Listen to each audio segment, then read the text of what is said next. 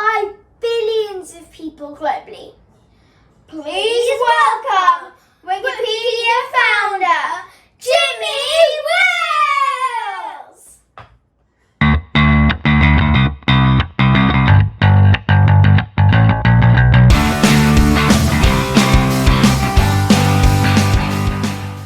Hi Jimmy, it's lovely to have you here on Wiki Reporter. Thank you so much for joining us today. So, without further ado, I'm going to start with some questions about your childhood.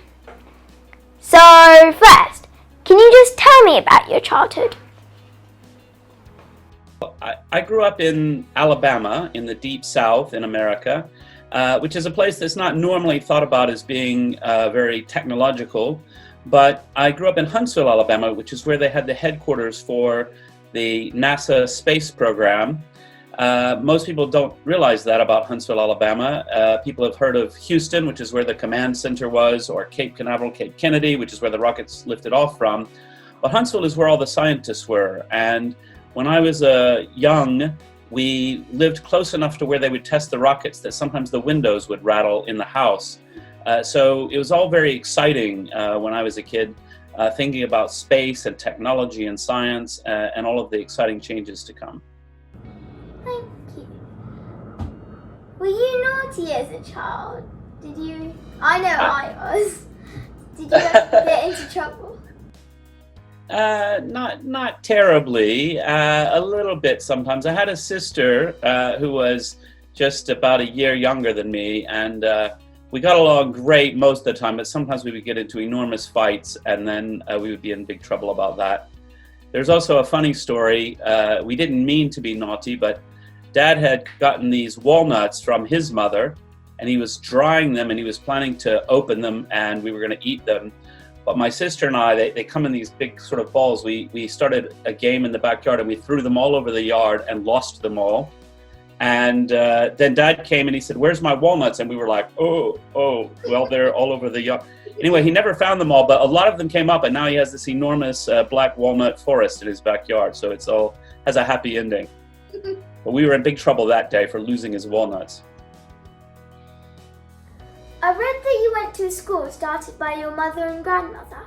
How did that experience help you? Well, it was a very interesting educational experience, very unusual. There were only 4 children in my class. Sometimes you'll see online that I went to a Montessori school, but it wasn't actually a Montessori school, but it was similar. And what was really interesting about it is rather than having a very rigid and defined sort of set of things we did, we had a lot of open time that we could study whatever we wanted. And so I ended up reading a lot of the encyclopedia. I love to read the encyclopedia, which maybe is partly why I went on with my career as I did. But also we were able to pursue math or science, whatever we were interested in. And I thought that was a really good form of education. Do you think it was similar to what many kids are facing now with home-based learning? I think so, yes. I mean, it wasn't exactly homeschooling, but it was my mother and my grandmother, so there was that element of it.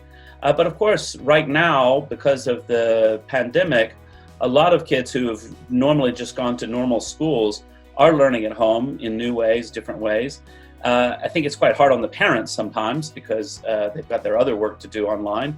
But I think it's an interesting time. I think in the future, I tell my children, you'll always remember this year. It's a very unusual year. Now, my brother's going to ask a few questions. Go ahead. What are some of your hobbies growing up? Growing up, hobbies. Well, I was an avid reader. I spent a lot of time reading different novels, fiction, mysteries, things like that. But I also just like to play outside, and I can't really explain what we were doing, but you know how that is. We were just playing. My sister and I love to play Minecraft. Can you tell me about the computer games you played? Well, I'm old, so we didn't really have computer games until I was a lot older than you. But I have played Minecraft quite a lot. My daughters play Minecraft now, and my older daughter was young when Minecraft first came out, and she and I played a lot. So I know a lot about Minecraft. I think Minecraft is one of the good games for kids to play I mean, once you get tired of fighting monsters and building houses, then look into the red circuit stuff, because it's very interesting. You can teach you computer programming. It's redstone. And also Redstone circuits, yes.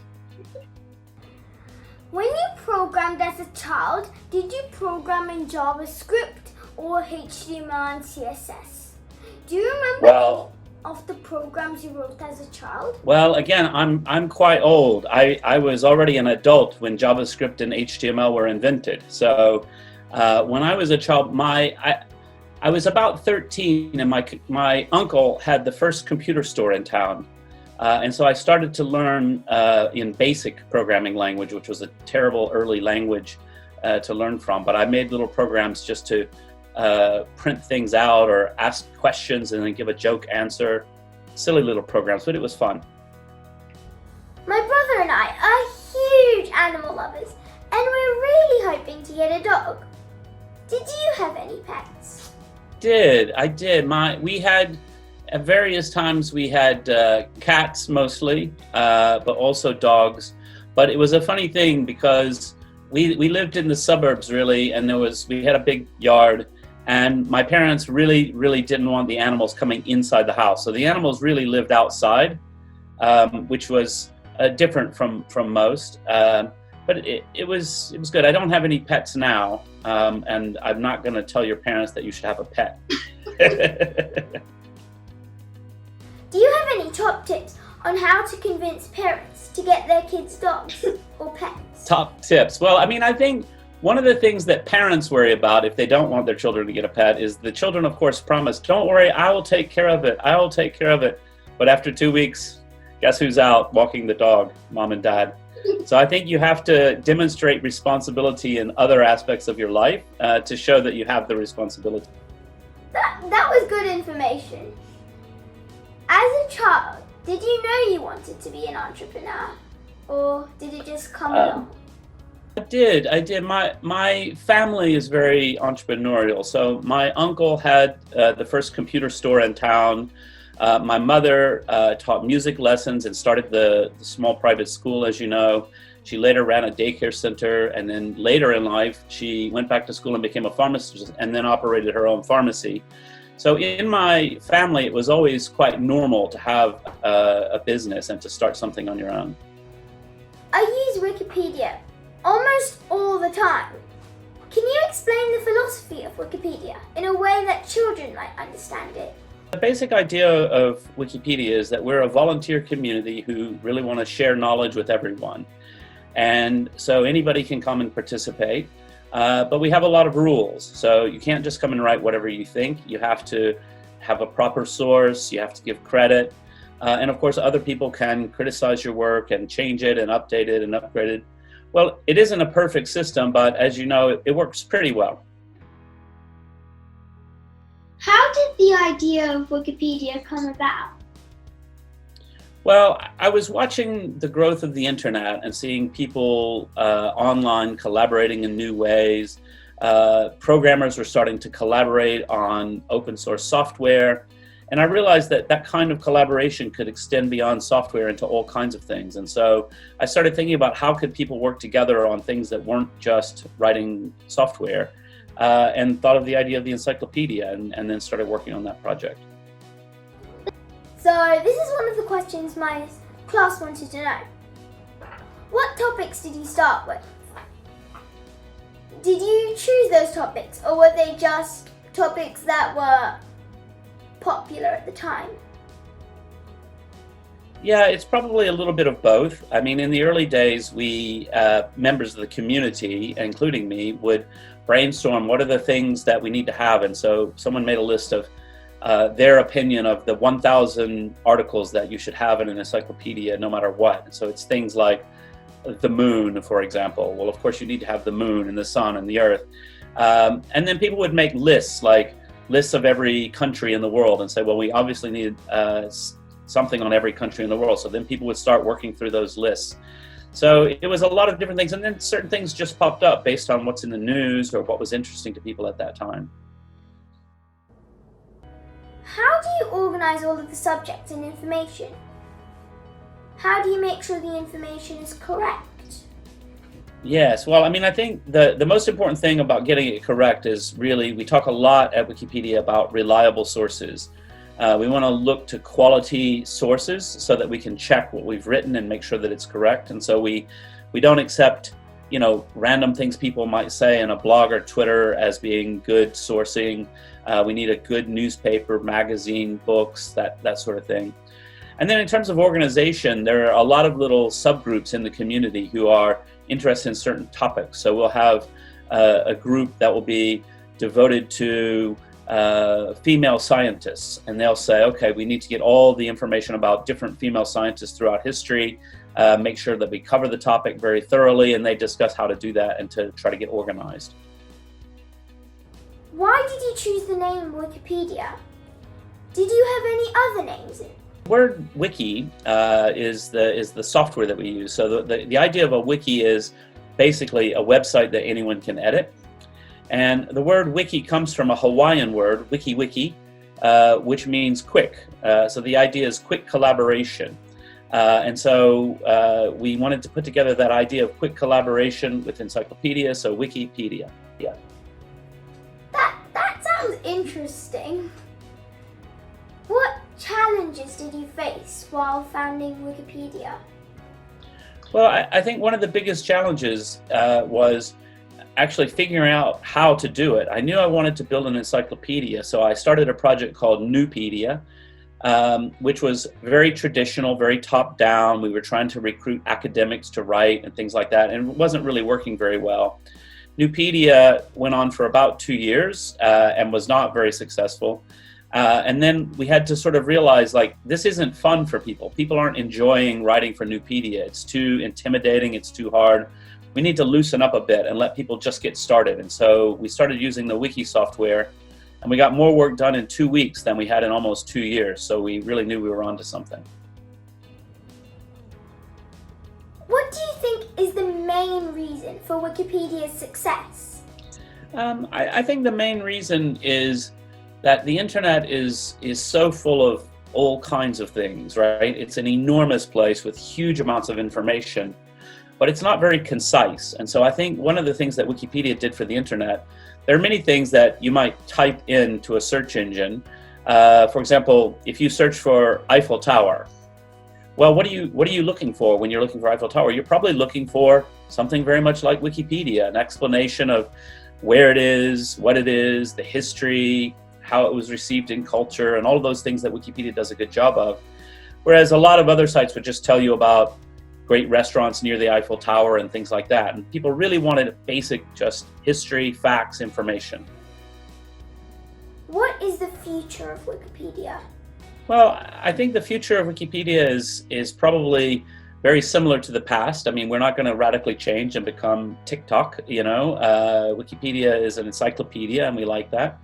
I think one of the things that we really push for now is more diversity and inclusion. So we know that we want to have more women participating in Wikipedia. We want to have more entries about women, about minorities, about other places in the world. Of course, people, when they start writing Wikipedia, they write what they know about. And if you're written by mostly computer geek men, well, that's a certain set of things that they know about, but it's not the whole of human knowledge. So we want to bring more people in to help us round out the encyclopedia and make it better. What other projects have you made since Wikipedia? Could you tell me a bit about them? Sure. I mean, I've got a site that's called Fandom, which is a bunch of wiki communities, hundreds of thousands of them, that's mainly about TV shows and movies and video games. It's fans of things doing that. I'm currently working on a new social network. I've been on boards of different things. I'm always experimenting. I'm always trying to think of new ideas. That sounds cool. Really cool. Thank you. What advice do you have for future young entrepreneurs? I mean, I think one of the biggest things that young entrepreneurs struggle with is getting comfortable with failure, because we have these legendary characters, people like Bill Gates and Mark Zuckerberg, and you get this image of, well, when you're 20 years old, you have this genius idea and it goes straight to the moon and it's the most successful thing in the world. But that's not the experience for most entrepreneurs, even successful entrepreneurs. You try something, it doesn't work, You try something else, you learn as you go along. And that's hard to get comfortable with, to say, look, I know I'm starting this thing and I'm very excited about it and it's going to be amazing. But then when it starts to not work out, it can be quite difficult. But if you're ready for it and you say, look, I'm on an experimental journey and I'm going to figure it out as I go along, then I think that's really important. So, like, believe in yourself and don't give up. Believe in yourself and don't give up. Yes, exactly. Linking back to what you said about you loving reading, do you have any books that you would recommend to children my age, so 10-year-olds? We're reading the Murder Most Unladylike series, which is a series of murder mysteries about two young girls who are detectives. It's quite good. I think most kids my age would actually like detective stories. That's kind of in the middle of story-like and adult. What is the future of Wikipedia? Well, I think we're going to carry on a lot like we have. We like Wikipedia the way it is, and we just want to get more people participating. Thank you. Let's end on those wonderful words. Thank you again for taking time to join us here. We really appreciate it. Thank you. Thank you so That much. was really good. Thank you. Later today, I have an interview with a major television station in Germany and France, and I bet their questions won't be as good. So thank you. You obviously put a lot of time into it, and it was very thoughtful. I really hope you enjoyed watching that interview as much as I enjoyed actually doing the interview. I really think there were a few good things to be taken away from that, especially that someone as famous as him actually says Minecraft's a good game. Have to really get my mum and dad to listen to that. Heard that, you guys? Also, anyone who wants a pet, listen to his advice and always be on your best behavior, which honestly, I'm not sure why I should be saying this because that isn't always me. Anyway, please remember to subscribe to our channel and give this video a like. That's all from us today.